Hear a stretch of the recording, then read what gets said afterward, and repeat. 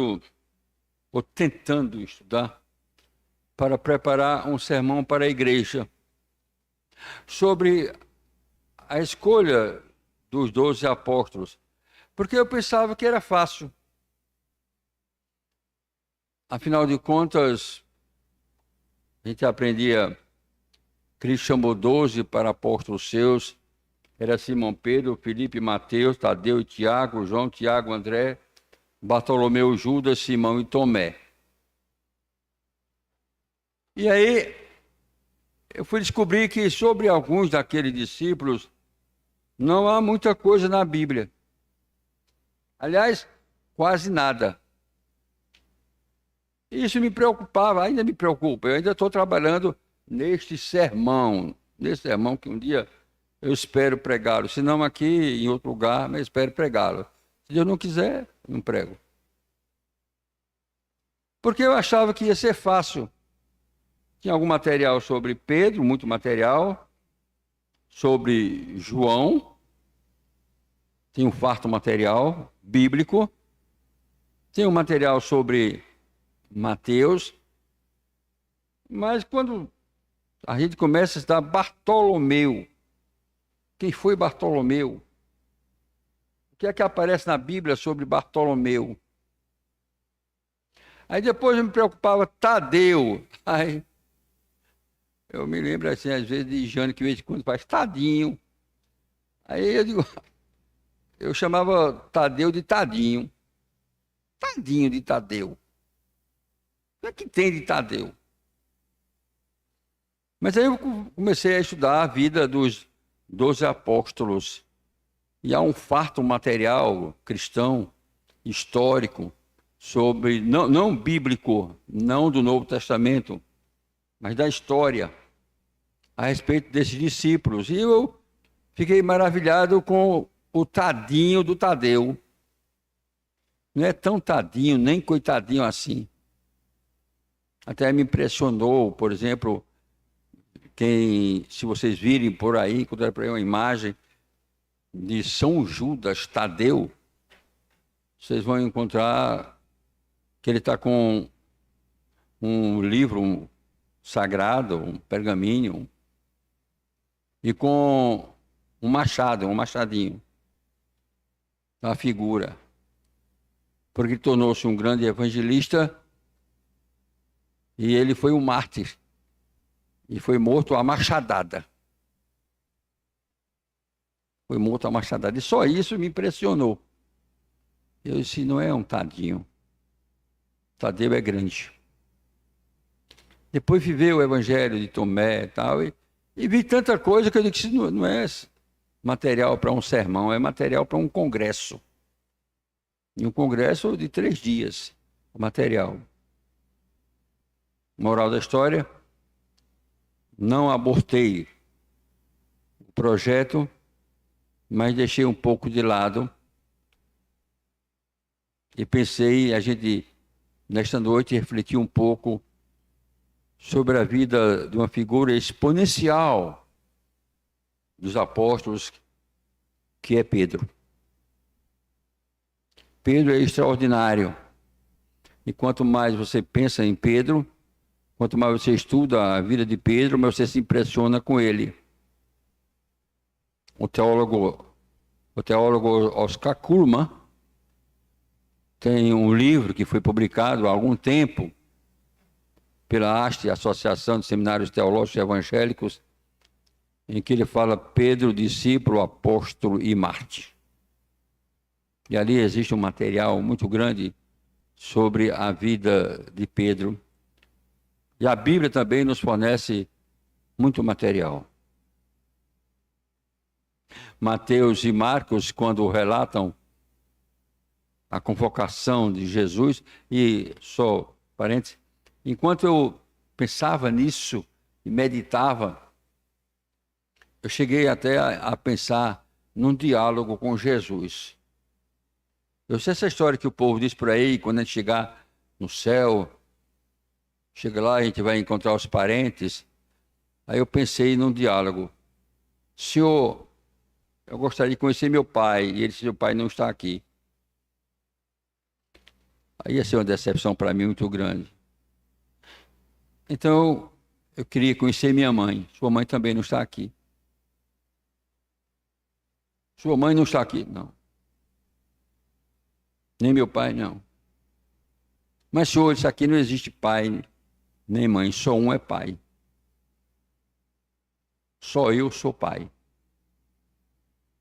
Aqui não existe pai, avô, bisavô, não existe. Isso é lá da terra. Aqui você está em outra dimensão, meu filho.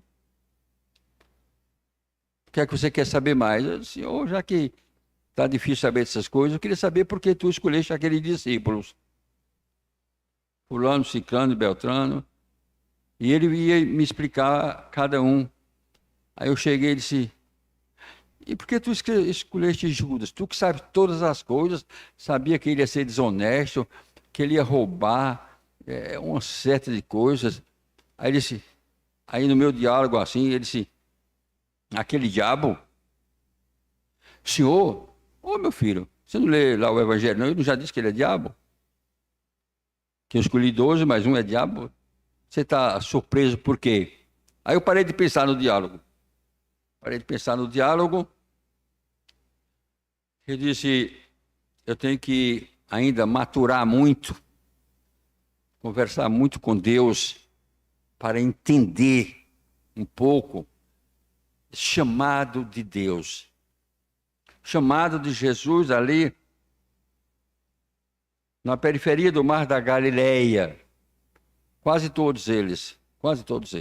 Mateus e Marcos registram semelhantemente o chamado de André, que foi o primeiro, e Pedro, e depois de João e Tiago. Mas João já vai registrar de uma outra maneira, dizendo que o primeiro foi André, que depois levou Pedro a Jesus. E quando levou Pedro a Jesus, disse, nós achamos naquele que está escrito, etc. E tal. Aí Jesus olhou e disse, olha, seu nome é Simão. Esse foi o primeiro contato de Pedro com Jesus. Seu nome é Simão. Mas você não tem nada com Simão. Simão é cana. Simão pode significar também, originariamente, lá do aramaico, certo? Um pouco de pedra, mas é pedra frágil. E você, Pedro, você não é isso, você é rocha. Então o seu nome agora vai ser Cefas. Já foi mudando a vida de Pedro no primeiro diálogo. Logo assim, você não vai ser chamado Simão, pedra frágil. Você é rocha. O seu nome é Pedro. Rocha. Pedro é uma pessoa de uma personalidade que você gostaria de trabalhar com ele. Era uma pessoa rude. Não tinha muito conhecimento. Realmente não tinha. Tinha um pouco conhecimento do aramaico, e não era tanto do hebraico, e um pouco do grego. Era um pescador arrojado, de uma personalidade forte, de homem que ou é 8 ou é 88. E os textos que a palavra de Deus faz referência a este homem são extraordinários. Por exemplo, na lição do lava-pés, quando Jesus vai dar aquela célebre lição aos discípulos, e chega em Pedro, ele diz, Senhor, tu lavas os pés a mim? Tu pode lavar de todo mundo, mas a mim, meus pés? Não. Não, se alguém tem que lavar, sou eu. Lavo o seu, mas o senhor não lava a mim, não. Aí Jesus vai dizer, Pedro, se eu não lavar teus pés, eu não tenho parte contigo. Bem, senhor, se a coisa é assim, então lava os pés, lava o corpo, lava tudo. Pedro, também não é assim. Quem já se banhou, quem está limpo, não precisa lavar senão os pés. Pedro é aquele que, quando Jesus está falando sobre o que vai acontecer com ele, o caminho que ele vai trilhar para que nós fôssemos salvos, ele disse: olha, alguém até vai me negar. E Pedro disse: olha, Senhor, ainda que todos te neguem, esse Pedrão aqui, ó, olha para mim, Jesus, ainda que todos eles aqui te neguem, eu jamais.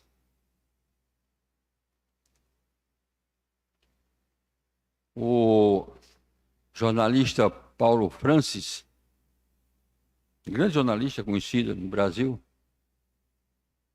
dizia que todos nós, todo ser humano, deve pelo menos uma meia hora ou mais por dia parar, pensar, meditar em sua vida. Um jornalista recente disse que o ministro Alexandre de Moraes não aprendeu essa grande lição. Ele é destemperado. Ele pega a caneta na hora e diz o que quer, sem pensar às vezes. Nessa grande lição do jornalista Paulo Francis. Parece que Pedro era assim, não pensava no que dizia, pensava no que vinha na cabeça. Para usar a palavra hoje que a gente muito em uso, ele não configurava, ele não pensava, não meditava, não refletia no que ele dizia. E aqui vai uma lição para Danilo e Marta, né? Que certamente vão cometer o mesmo erro que os outros cometeram. Porque o oficiante do casamento vai perguntar: pai, você promete na alegria, na tristeza, na saúde, na doença, na prosperidade ou na adversidade? Você promete? Sim. Já pensou se ele disser não? Mas não diz sim. Só que você não sabe o que está dizendo. Eu também não sabia o que eu disse. Nem ninguém aqui sabia o que disse. O que ia acontecer a partir do outro dia, ou daquele mesmo dia. As intempéries da vida. Situações que o casal vai enfrentar.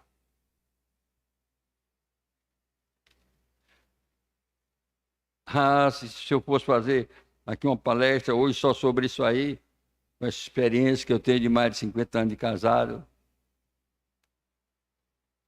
teria tanta coisa a dizer.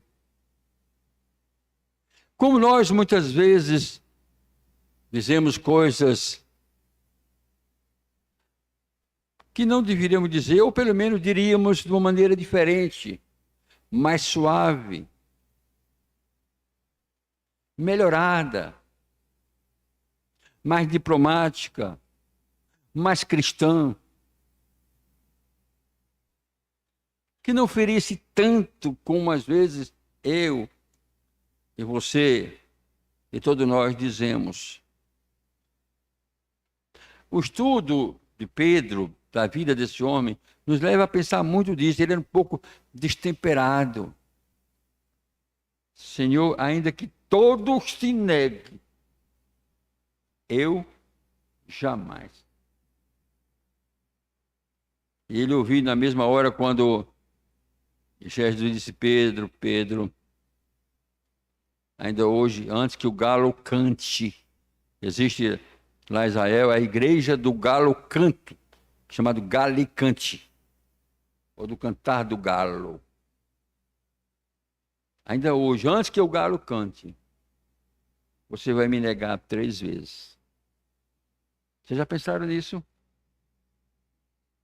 E quando o galo cantou, Pedro chorou amargamente, porque diz a Bíblia, se ele lembrou das palavras de Jesus. Pedro era arrojado, destemperado, mas era leal. Era. Chorava por ter cometido o erro, mas depois estava pronto a reconhecer o erro. O erro. Pedro é aquele que está no mar bravio, no mar tenebroso, as águas procelosas, o vento a bater, as águas revoltosas. E Jesus vem andando sobre o mar. Na hora em que, para muitos, é a hora dos fantasmas. Eles disseram logo, é um fantasma. E Jesus disse, não, sou eu. Sou eu.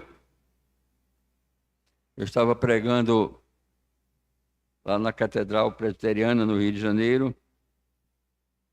Muitos jovens, surfistas. Aí eu disse, a galeria cheia de jovens. Os tatuados, surfistas. Eu digo, vocês que gostam tanto do surf, eu queria ver vocês serem bons para fazer como Jesus. Jesus vem andando contra as águas. Porque as águas vão aqui, o barco vai aqui, as ondas vão assim. E Jesus vem de lá. Andando, surfando sobre as águas, sem prancha. Sem prancha. Aí Pedro disse, se és tu, Senhor, permite que eu vá. Eu quero gozar dessa aventura. Vem, Pedro, vem. Pedro vai. Se joga na água. E eu imagino que agora ele começa a dizer, eita, ó, desculpa a palavra, os molengas aí, ó, ninguém teve coragem. Mas eu, ó, até onde vai a minha fé? Estou com o meu mestre aqui, surfando nas águas. E começa a submergir. Aí as pessoas brincando, diz que aí está a grande prova de que Pedro era presbiteriano, né?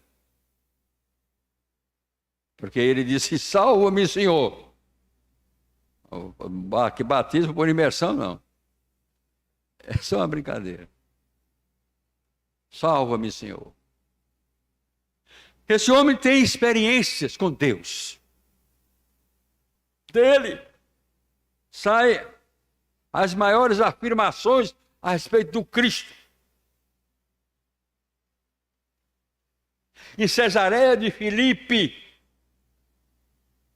em meio aos deuses esculpidos nas rochas que circundam aquele lago de Cesareia de Filipe, de águas cristalinas,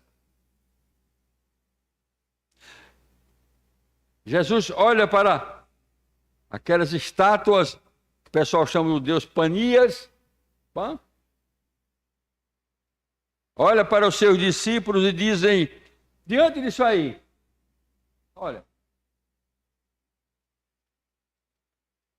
que diz os homens que eu sou?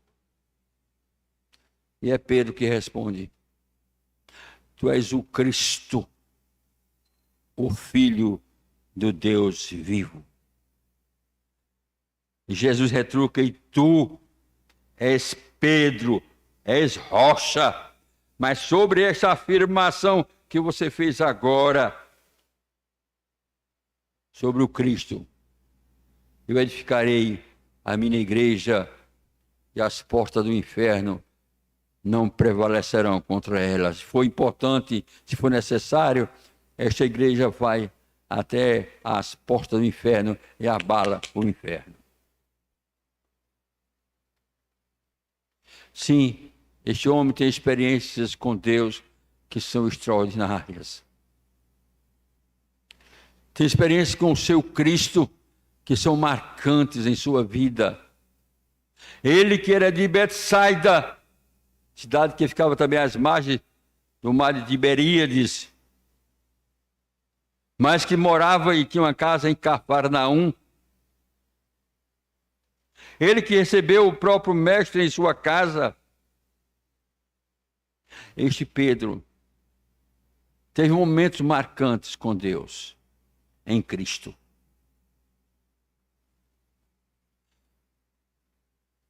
Mas seja Pedro, seja André, seja Bartolomeu, seja o próprio Tomé, seja quem for, seja Adalto ou seja Danilo, seja qualquer um de nós, não podemos colocar em nós a nossa firmeza de fé. A nossa fé deve estar firmada, alicerçada em Cristo Jesus, Senhor nosso e Salvador nosso. Nós não somos salvos pelas qualidades que temos. Aliás, que qualidades temos? Nós somos salvos pela fé no Cristo. No Cristo redivivo. Vamos caminhar um pouco, que eu me propus nesta noite a falar pouco, já estou falando até demais, já era para ter terminado o sermão. Pedro nega Jesus. E todo o texto que nós lemos aqui, lendo de um pano só, como era antigamente, sem ter essas divisões e subdivisões, mas era um pano só. Relata aquele momento que Jesus aparece àquele discípulo e que Pedro estava ali. E que participa daquele momento extraordinário que Jesus estava ali. Agora, eu imagino como estava Pedro e como ele encara Jesus.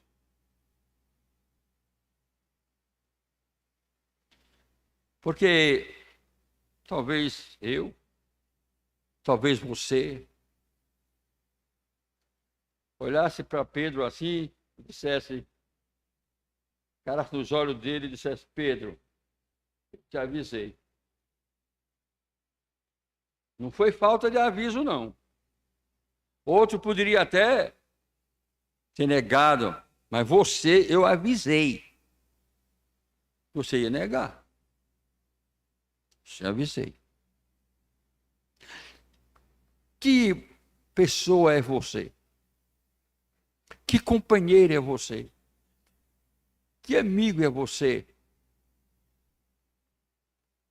Quando eu lhe avisei, Pedro, você foi a maior decepção do meu ministério. Mas Jesus não disse isso. Por que Jesus não disse? Jesus não disse porque Jesus sabia o que estava passando na mente de Pedro. Ele sabia que aquele homem estava tão envergonhado, tão triste, que não ousava levantar a vista para encarar o mestre. Ele sabia disso. Sabia que não precisava humilhar mais. Ele estava humilhado. Ah, Jesus sabe todas as coisas. O salmista, no Salmo 139, depois do Salmo 23, o meu salmo predileto, diz, ainda a palavra não me chegou à língua e tu, Senhor, já conheces toda. Jesus conhece o seu pensamento, o seu andar. Ah, ele conhece. Não precisa, como muito, Senhor, tu me sabe, Senhor, tu me conhece. Ele, para aí. Eu lhe conheço, eu sei quem é você. Sei toda a sua história. Parece João Grilo no Alto da Compadecida. Mas é possível, senhor? Não. Eu sei disso. Todo mundo sabe a tua história. Todo mundo sabe a tua história. Jesus não censurou Pedro. Não o confrontou com palavras duras, com censuras. Não. Não.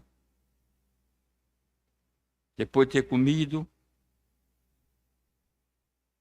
perguntou Jesus a Simão Pedro. E aqui, meus irmãos, que eu quero chegar e não falar muito. Porque é um texto muito conhecido. Imagina Jesus olhando para cada um, depois olhou assim para Pedro e disse: Pedro, agora a nossa conversa somos só nós dois. Você me ama? Você me ama? Pode acreditar, meus irmãos, que Pedro tremeu. Tremeu nas bases. O homem forte. O homem disposto. O homem que se evidencia no Novo Testamento como uma liderança, tremeu nas bases. Como que pensa, como é que Jesus faz uma pergunta dessa a mim? Ele que me conhece, ele sabe quem eu sou. Ele conhece o meu interior e o meu exterior. Ele me conhece. Como é que ele faz essa pergunta? Tremeu. Tremeu e respondeu: Senhor, tu sabes que te amo. Tu sabes que te amo. Poderia ser somente isso, mais nada do que isso? E nada mais? Alguns pregadores, e já aconteceu inclusive aqui, de chegar e afirmar que Jesus perguntou 3 vezes, porque afinal de contas ele havia negado Jesus 3 vezes. A lição do texto não é essa. A lição é muito mais profunda. Existem vários tipos de amor. E quando Jesus estava falando do amor, é aquele amor verdadeiro, desinteressado. Amor como Deus nos ama. E é essa a pergunta que Jesus faz. Pedro, tu me amas? E Pedro responde com aquela expressão que vale outra coisa. O amor de amigo. Como se dissesse, eu gosto de você. Tu sabes que eu sou seu amigo. Tu sabes.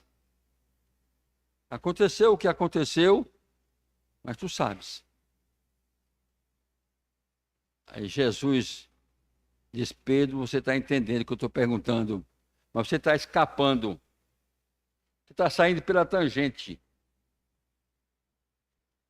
Isso faz me lembrar, um dia eu estava numa audiência, era uma audiência de divórcio, lá em João Pessoa. O juiz me conhecia, o promotor me conhecia também como pastor.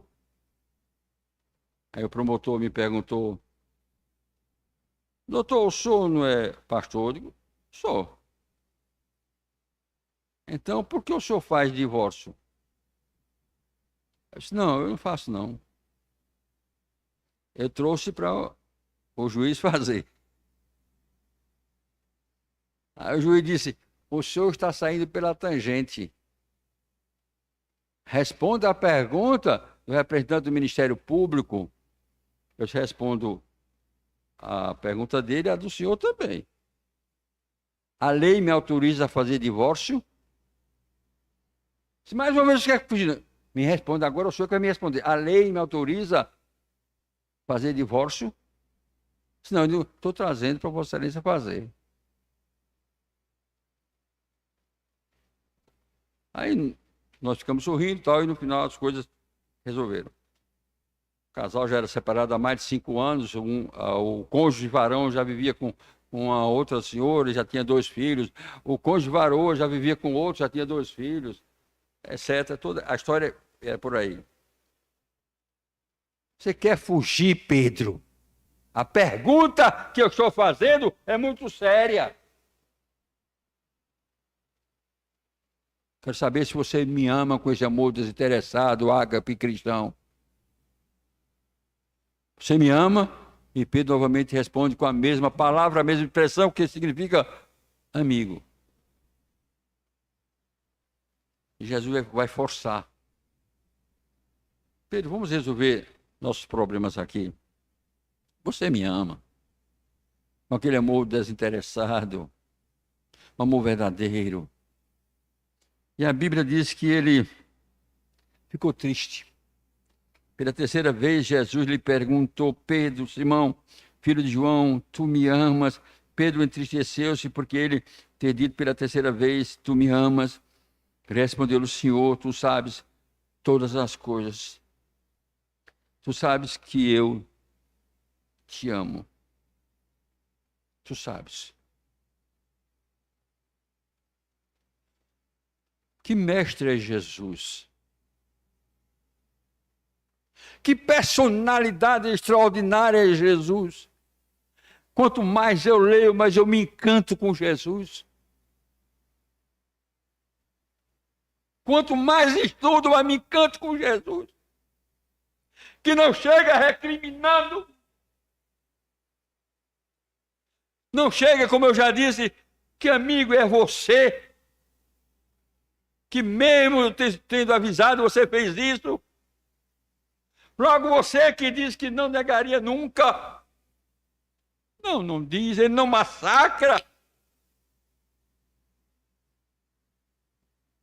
Como eu já fiz algumas vezes na vida, dizer: você, meu amigo, por que fez isso?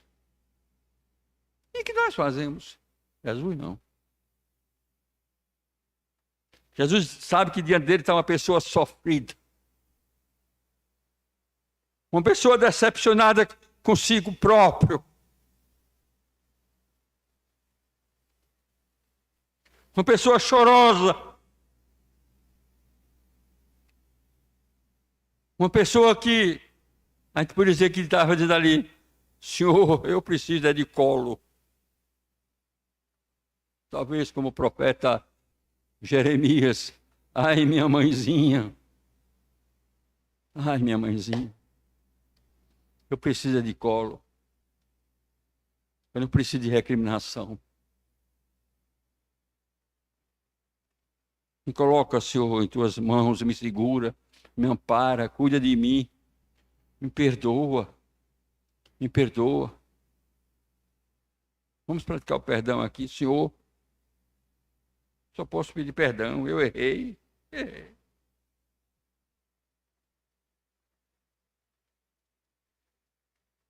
Mesmo se ele pedir este perdão, o mestre amado vai e diz: olha, cuida da minha igreja, cuida do meu povo, cuida das minhas ovelhas, por este amor que você tem, pelo ensinamento que você aprendeu, cuida dos meus cordeiros. É preciso entender um pouco, meus irmãos, a personalidade deste homem que nos ensina tanto. Porque até nesse momento dessa reconciliação, em que Jesus vai lá embaixo e pega o homem aflito, mas está ali com os discípulos, não saiu. Está ali. A decepção era grande para ele e para os outros, porque ele mesmo estava desencantado e disse: eu vou pescar, minha vida não tem mais sentido, eu vou pescar. E os outros disseram: nós também vamos. Nós também vamos. Mesmo ali, nessa situação, sendo perdoado pelo mestre, trazido novamente ao seu seio, a sua igreja, Pedro continua evidenciando sua personalidade e seu caráter. Acompanhe o texto.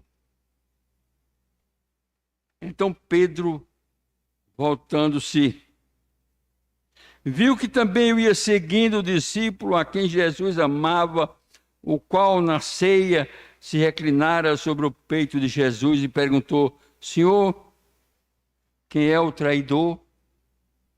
Vendo, pois, Pedro, perguntou a Jesus: e quanto a este? Isso nos traz uma lição muito importante para a nossa vida. O confronto era Jesus e Pedro. Não estava aí o outro discípulo. A história com o outro discípulo é outra coisa. E é isso que o mestre vai dizer agora a Pedro. Respondeu Jesus: se eu quero que permaneça até que eu venha, que importa? Quanto a tu, segue-me. Pedro está preocupado com a vida alheia.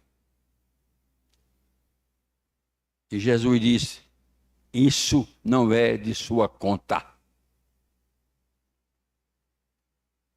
Isso não é de sua conta, Pedro. O seu assunto é comigo. O meu assunto é com você. A questão do outro não está aqui. Não parece com a gente? Que a gente está muito mais preocupado com os outros do que com a gente? Sim, aconteceu isso, mas fulano. Sim, aconteceu aquilo. Sim, mas o outro, mais meu irmão, mais minha irmã. A gente está mais preocupado com o outro do que com a gente. E Jesus está dizendo a você, a mim, a todos nós: olha, meu negócio é com você. A questão do outro, eu trato com ele. Se eu quiser que ele fique, que ele viva até que eu volte, é um problema meu, não é um problema seu. Nesta noite, meus irmãos, nós estamos sendo convidados mais uma vez a participar da ceia do Senhor. Como está o seu coração? Como está a sua vida? Como está o seu relacionamento com Deus?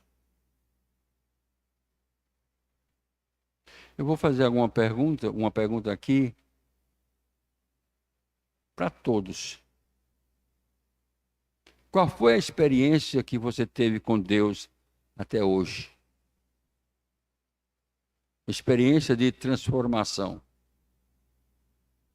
Um escritor diz que entre 10 pessoas, 9 nunca tiveram uma experiência marcante com Deus de conversão e de transformação. Ou nasceram em lares evangélicos e por isso são evangélicos. Se tivesse nascido em lares católicos, seriam católicos. Ou se aproximaram da igreja através de um amigo e gostaram da igreja, gostaram do ambiente da igreja, acharam que o ambiente da igreja é melhor que o ambiente lá no mundo, mas de vez em quando dão um pulinho lá no mundo, a saudade do mundo. Uma experiência marcante mesmo, como aquela que nosso querido irmão saudoso Clóvis, presbítero Clóvis, me contou, que vinha sempre à igreja com Dona Clete, que foi a primeira a se converter. Gostava de ouvir o reverendo Valmir Soares pregar, e por isso vinha. Ele disse: mas eu não era crente. Até que um dia saí da igreja, num culto normal, e ia para casa. Eu e Cleta. E no caminho comecei a chorar. E chorava copiosamente, sem parar. Eu perguntei por que, Clóvis? Ele disse, porque eu estava chorando os meus pecados. E foi ali que Deus me transformou.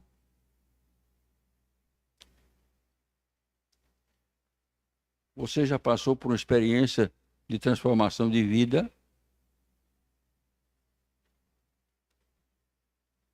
Eu não estou perguntando se você é membro da igreja, há quantos anos você é. Não estou perguntando isso, não. Perguntando se você já passou por uma transformação de vida. Qual foi o dia que marcou a sua vida? Essa mudança. Porque você nasceu no lar evangélico? Foi por isso? É por isso que você está aqui?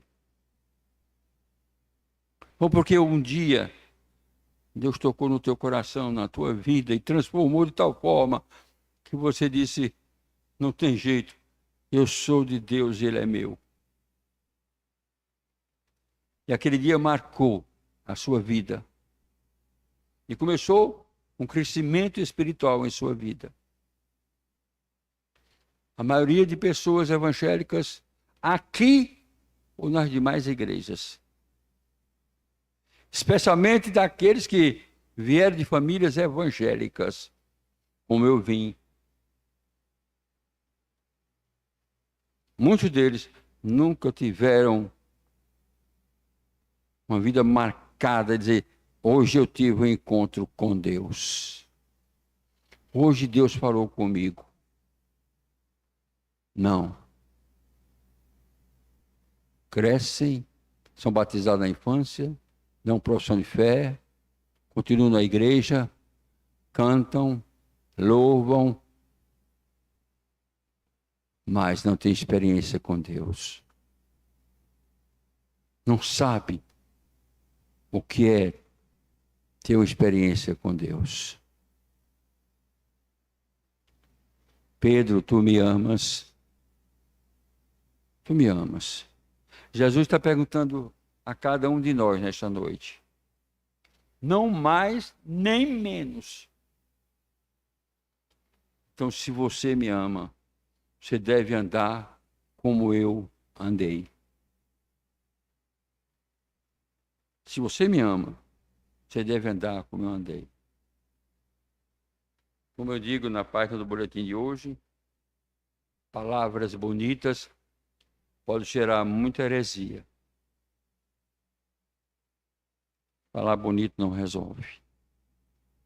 Eu quero saber se você ama ao Senhor Jesus. Quando você se aproximar da Santa Ceia, numa das interpretações que eu mais gosto, tem muitas, é esta. Verifique se estes elementos, se Jesus, através desses elementos, significa alguma coisa para você. Que talvez você esteja até participando, porque você cresceu de profissão de fé, é membro da igreja, e isso aqui você deve participar. Mas você entrou aqui dessa noite e vai tomar a Santa Ceia. Eu pergunto, quando você voltar para casa, você vai voltar do mesmo jeito que entrou aqui? Do mesmo jeito? Participou da Santa Eucaristia, do que há mais sagrado. Mas você volta do mesmo jeito, não sente nada. Talvez carregado com os mesmos pecados, com as mesmas culpas, do mesmo jeito. E ainda dando glória a Deus. Reflitamos nisso, meus irmãos. E respondamos essa célebre pergunta que Deus fez a Pedro e está fazendo a cada um de nós. Você me ama? Deus nos abençoe. Vamos ficar de pé.